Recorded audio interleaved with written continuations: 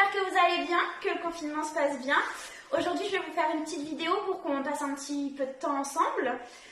Du coup, on va faire un gâteau au chocolat.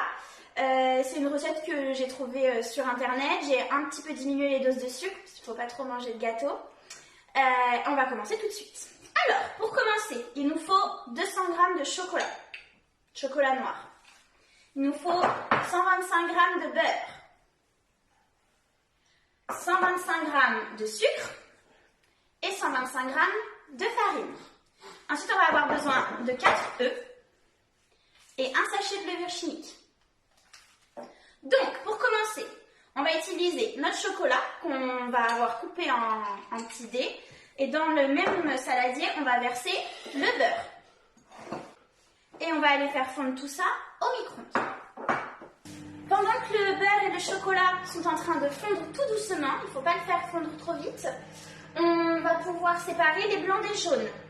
Donc, moi, je vais utiliser un robot, il va falloir monter les blancs en neige. Vous pouvez utiliser un batteur électrique, ça marche complètement. Les jaunes dans le saladier là, les blancs dans le saladier du batteur.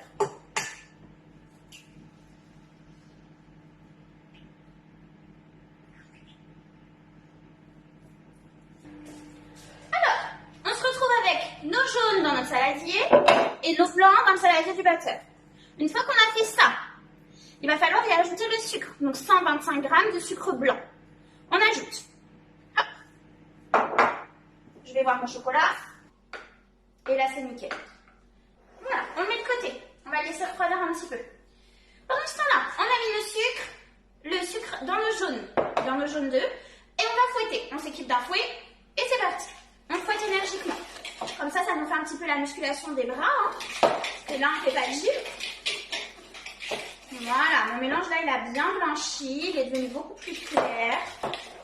Nickel. Ensuite, maintenant, dans notre mélange sucre et jaune d'œuf, on va y ajouter notre mélange chocolat-beurre.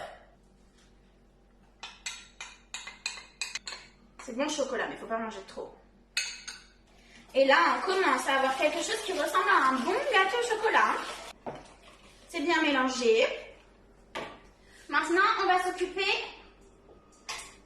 de notre farine. On prend notre farine, les 125 g de farine, et on va prendre un tamis. Il faut toujours tamiser la farine. Ça va éviter de faire des petits grumeaux dans la pâte et ça va être bien meilleur. Je prends mon tamis que je pose sur mon saladier. Un tamis, c'est ça, avec les petits trous. Hop.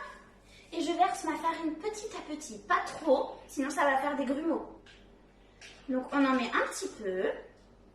On tamise, vous savez comme quand on fait avec le sable, c'est la même chose. Hop.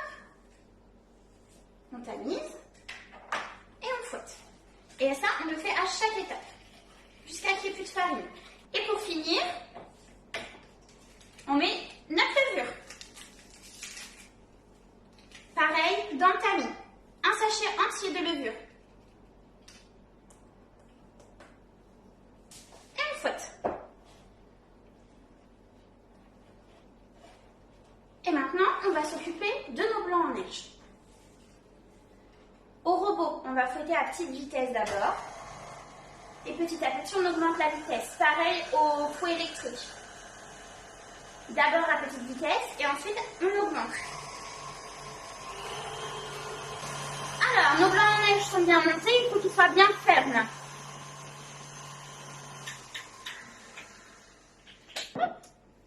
On les récupère, on va d'abord prendre une petite part de blanc en neige qu'on va mettre dans notre mélange de chocolat et on va mélanger. Donc tant pis si on écrase les blancs en neige, là c'est pas grave, c'est pour assouplir un peu notre pâte qui est un petit peu dure. Sinon ça va être difficile à travailler. Voilà, comme ça elle est un peu plus souple la pâte, c'est plus facile après. D'ailleurs n'oubliez pas de travailler vos écarts. Les écarts, les écrasements, les pointes, un petit peu le pont. Voilà, ma pâte est un peu plus souple et on recommence. Je prends un petit peu de blanc en neige et cette fois-ci je vais faire tout doucement pour éviter de les écraser. Là je soulève ma pâte, tout doucement. Et on recommence cette étape jusqu'à ce qu'il n'y ait plus du tout de blanc en neige. Et voilà, on a obtenu une belle pâte, bien lisse, elle forme un joli ruban. Quand elle a cette texture-là, ça annonce un très bon gâteau. Là, elle est parfaite. On va la mettre de côté. Alors, pour la suite de notre recette, il faut utiliser un moule rond. Donc là, on va beurrer le moule. On se lave les mains, très important. On prend le beurre à la main et on étale le beurre au fond avec les doigts. Une fois que ça c'est fait, on va pouvoir vider notre pâte au chocolat dans notre moule.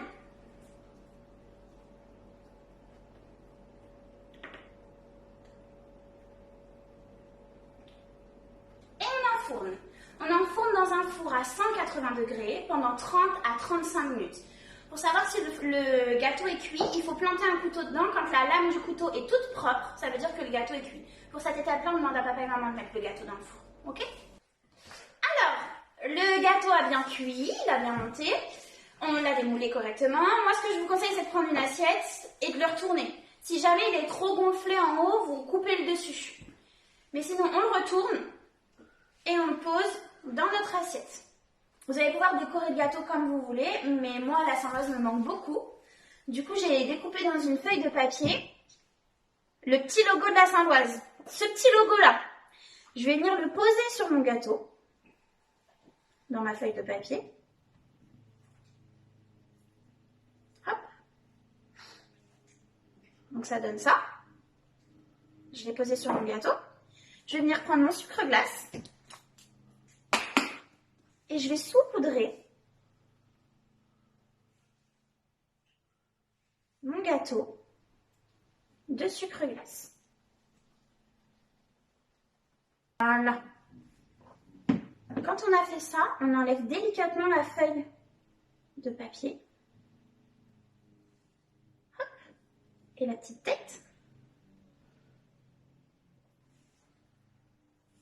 Et regardez, on obtient un joli gâteau Saint-Lois Gymnastique. On obtient un joli gâteau de la Saint-Loise, comme ça nous permet de rester un petit peu en contact, rester entre nous. N'oubliez pas de poster votre petite photo, et puis je vous fais des gros bisous. Au revoir, à bientôt.